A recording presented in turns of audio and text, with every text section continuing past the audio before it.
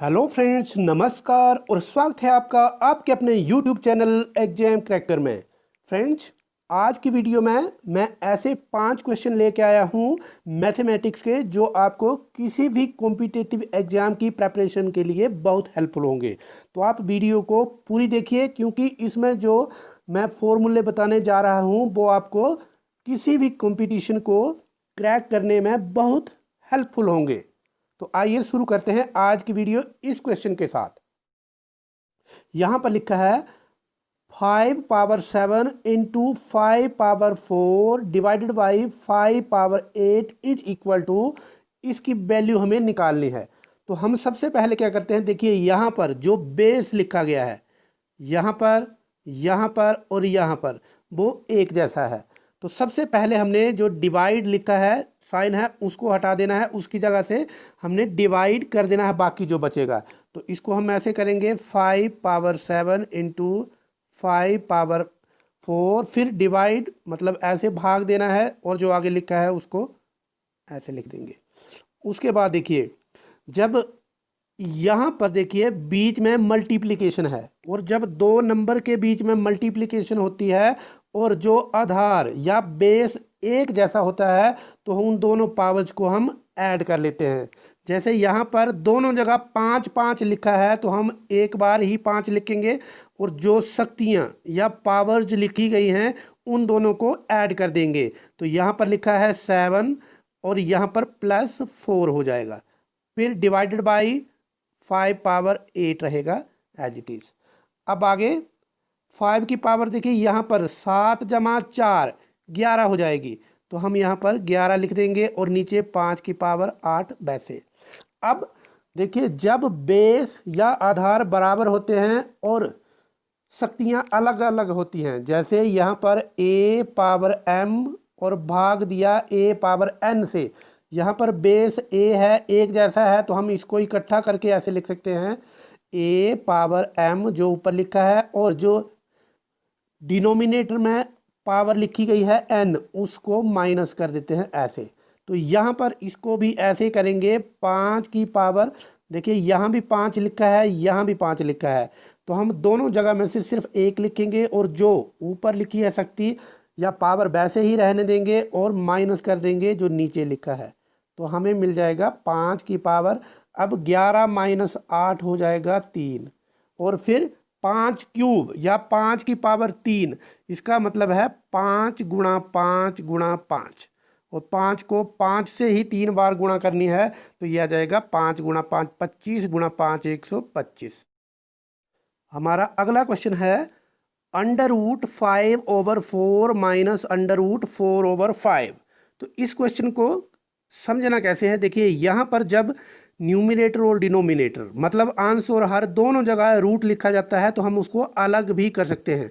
हम उसको ऐसा भी लिख सकते हैं √5 भाग √4 माइनस, फिर जो ऊपर है वो एज इट इज और जो नीचे है वो ऐसे। अलग अलग कर लिया हमने रूट को।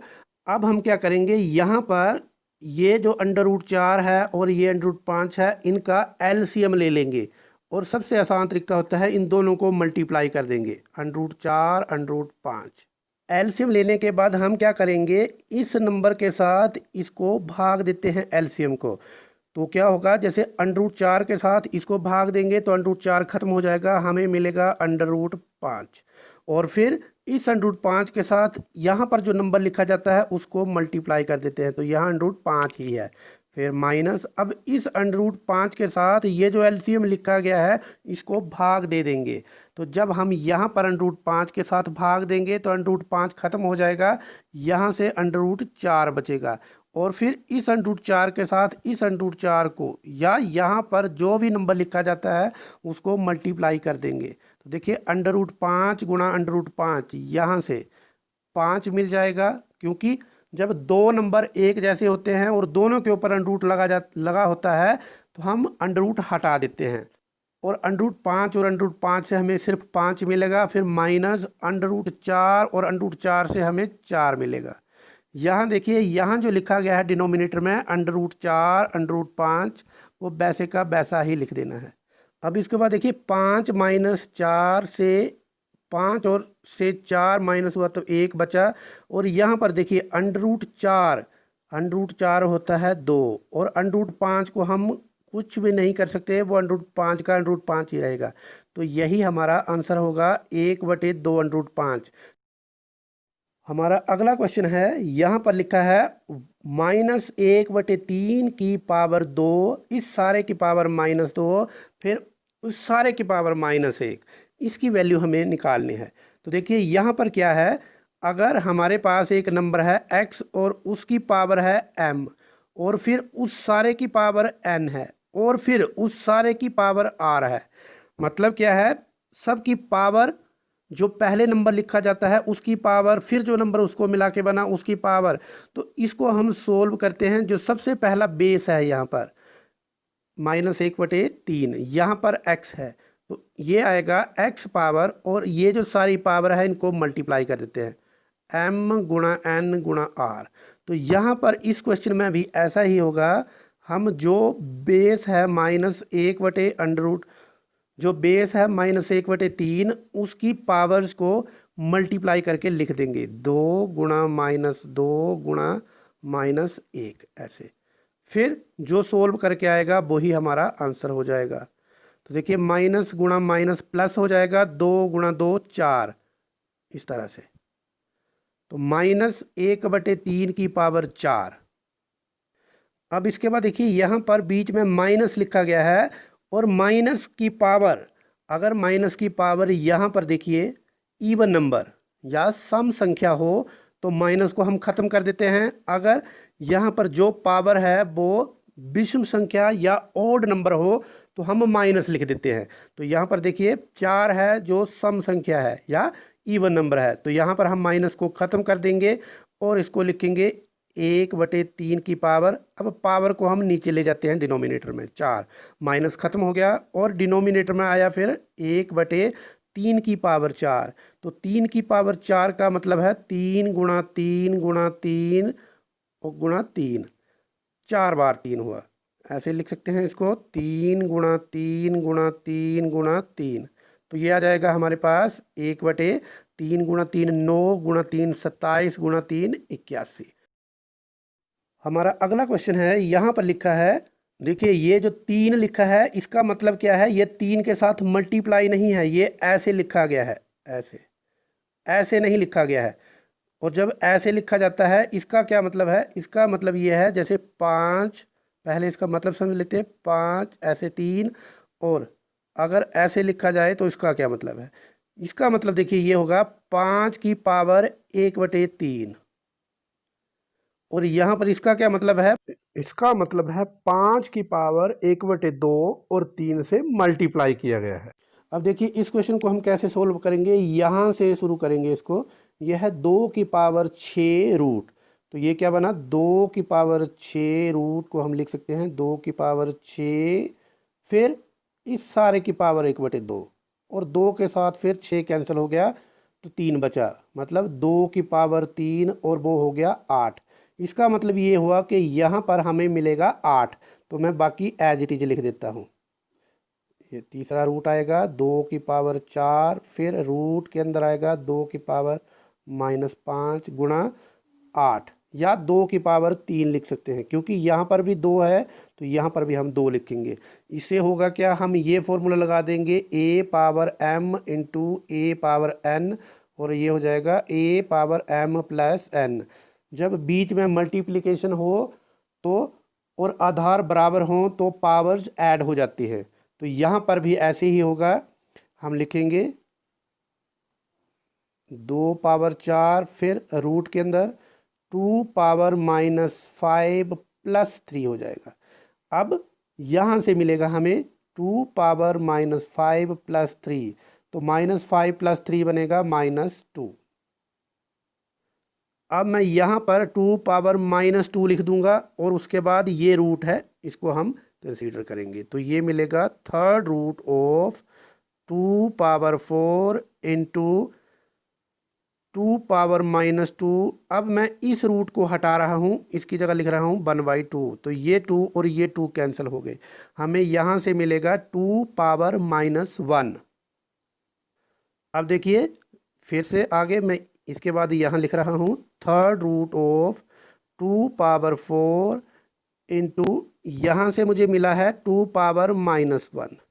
अब यहाँ फिर वही फॉर्मूला, क्योंकि बीच में मल्टीप्लिकेशन है, बेस दोनों का सेम है 2 और पावर जिस बार ऐड हो जाएंगी, तो थर्ड रूट ऑफ 2 पावर 4 -1 और फिर हम लिख सकते हैं इसको 2 पावर 3। अब देखिए ये इसका मतलब क्या बताया था मैंने पहले ही, 1/3 पावर, तो इसको लिखेंगे हम।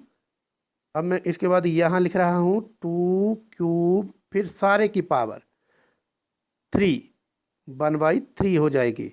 जब हम इस 3 को हटाएंगे तो पावर 1/3, 3 3 कैंसिल हो जाएगा, मिलेगा 2 और आंसर आएगा हमारा 2। हमारी वीडियो का आज का लास्ट क्वेश्चन है, if root of 4 power n is equal to 1024 then find the value of n। तो यहाँ पर क्या लिखा है देखिए, 4 की पावर n है, उसके बाद रूट है, इसका मतलब ये हुआ 4 की पावर n और इस सारे की पावर 1/2 है। इसको हम सोल्व करके ऐसा भी लिख सकते हैं, 4 पावर n और 1/2 को मल्टीप्लाई करके ये हमें मिलेगा 4 पावर n/2 और फिर हम 1024 को 4 की पावर में लिख दें तो यहाँ से हम सोल्व कर सकते हैं। अगर 4 की पावर में नहीं लिखा जाए तो हम इसको 2 की पावर में लिखेंगे, तो हम यहाँ पर लिखेंगे 4 की पावर 5, क्योंकि 4 को हम 4 से ही मल्टीप्लाई करेंगे 5 टाइम, तो हमें मिलेगा 1024। अब देखिए यहाँ से, यहाँ पर बीच में इक्वल टू का निशान है और बेस दोनों के बराबर है 4 4। जब बेस बराबर होते हैं और नंबर भी बराबर होते हैं तो उनकी पावर्स बराबर होती हैं। इसका मतलब क्या हुआ, n/2 की वैल्यू होगी 5 के बराबर। अगर n/2 5 हुआ तो n की वैल्यू 10 आ गई और ये हमारा ऑप्शन पहला सही जवाब हो जाएगा। इसी क्वेश्चन को हम 4 के बजाय 2 से भी कर सकते हैं। इस तरह से सबसे पहले जो 4 लिखा है उसको लिखेंगे 2², फिर इसकी पावर n है और ये सारे का रूट है ऐसे। अब हम 2 की पावर 1024 को लिखेंगे 2 पावर 10। तो यहाँ पर अब देखिए 2 और n मल्टीप्लाई हो जाएगा, क्योंकि फॉर्मूला लगेगा a power n whole power m और वो बराबर होता है a पावर mn। तो यहाँ 2 पावर 2n, फिर सारे की पावर, देखिए यहाँ रूट है तो 1/2 रहेगा, 2 पावर 10 मिलेगा।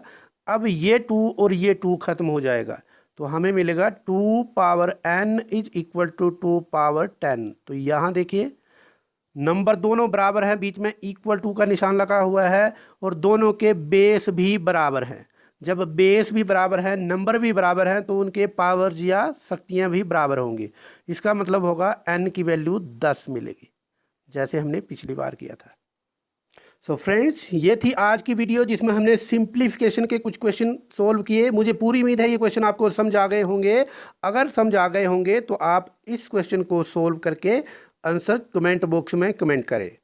अगर आपको ये वीडियो अच्छी लगी हो तो आप इसको लाइक करें, अपने फ्रेंड्स के साथ भी शेयर करें।